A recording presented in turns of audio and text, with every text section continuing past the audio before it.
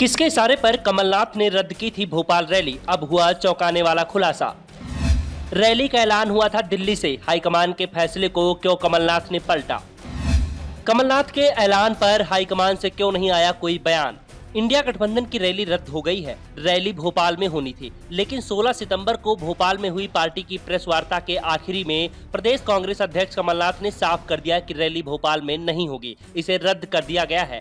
ऐसे में सवाल उठ रहे हैं कि आखिर रैली को किसके कहने पर रद्द किया गया था, क्या कारण था जो सुरजेवाला की जगह कमलनाथ से इसका ऐलान कराया गया। पहले दावा किया जा रहा था कि जन आक्रोश यात्रा के साथ ही 5 अक्टूबर को धार में प्रियंका गांधी की रैली है। ऐसे में पार्टी पूरी तरह से उन्हें सफल बनाने में जुटी है, जबकि कांग्रेस नेता ही बता रहे हैं कि प्रियंका की रैली का इंडिया गठबंधन की रैली से कोई संबंध ही नहीं था। 5 अक्टूबर के बाद भी भोपाल में इंडिया गठबंधन की रैली हो सकती थी। वैसे भी इंडिया गठबंधन के जो भी कार्यक्रम तय हुए हैं वो तय समय पर कभी नहीं हुए हैं, चाहे पटना बैठक हो या बेंगलुरु की या फिर मुंबई की। इनके लिए पहले से जो तारीख तय की गई बैठक उस तारीख को कभी नहीं हुई। ऐसे में भोपाल में होने वाली रैली की जो तारीख तय नहीं हुई थी और रैली का ऐलान होने के 3 दिन बाद ही इसे रद्द करने का ऐलान कर दिया गया। दरअसल रैली को रद्द करने के पीछे कांग्रेस का एक डर खुलकर सामने आ रहा है। सबसे पहला तो इस समय मध्य प्रदेश में कांग्रेस खुलकर हिंदुत्व का कार्ड खेल रही है और दूसरी ओर इंडिया गठबंधन के कुछ नेता खुलकर सनातन धर्म के खिलाफ बयान दे रहे हैं। कांग्रेस को एहसास था कि इंडिया गठबंधन की रैली में ये नेता भी आते और बीजेपी पत्रकारों के सहारे उनसे सनातन धर्म पर कोई न कोई बयान दिलवा भी देती और फिर विधानसभा चुनाव में ये भी मुद्दा बना देती। जाहिर है कि रैली से फिर कांग्रेस को फायदा की जगह जबरदस्त नुकसान ही होता। कमलनाथ चुनावी साल में वो धार्मिक विवादों में नहीं उलझना चाहते, इसके बाद कैंसिल करने का फैसला लिया गया है। वहीं इस फैसले के बाद कांग्रेस ने खुद को सनातन विवाद से बचा लिया है। पार्टी प्रदेश में सॉफ्ट हिंदुत्व की राह पर चलेगी।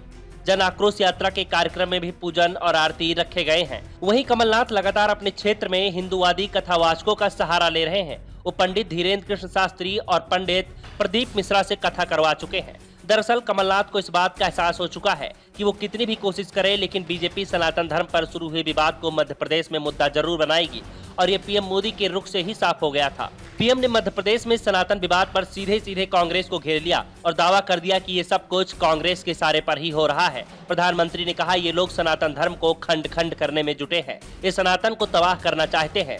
इसके साथ ही बीजेपी के अन्य नेता भी सनातन को लेकर कांग्रेस पर हमलावर थे। सीएम शिवराज सिंह चौहान एमपी में लगातार बोल रहे थे कि इस पर कांग्रेस का स्टैंड क्या है, ये लोग हिंदू धर्म को समाप्त करने की कोशिश कर रहे हैं। शिवराज ने तो यहाँ तक दावा कर दिया कि अगर कांग्रेस की सरकार मध्य प्रदेश में आती है तो फिर तिलक, बिंदी, सिंदूर जैसी चीजों पर प्रतिबंध लगा दिया जाएगा और जो भी इसका इस्तेमाल करेगा कांग्रेस सरकार बनी तो उसको गिरफ्तार कर लिया जाएगा। यानी बीजेपी चुनाव में कांग्रेस को हिंदू विरोधी बताने में जुट गई है। ऐसे में अगर इंडिया गठबंधन की रैली होती तो उसका जबरदस्त नुकसान कमलनाथ को होना था। इसके अलावा दूसरा सबसे बड़ा कारण था रैली में अरविंद केजरीवाल और अखिलेश यादव भी शामिल होते। ये दोनों ही नेता मध्य प्रदेश में अपने उम्मीदवार उतार रहे हैं, यानी एक ही मंच पर अलग अलग पार्टी के लोग कांग्रेस के खिलाफ वोट मांगते, जिससे विपक्ष की एकता की तस्वीर ही बिगड़ जाती। Bureau report, the Navdarpan news.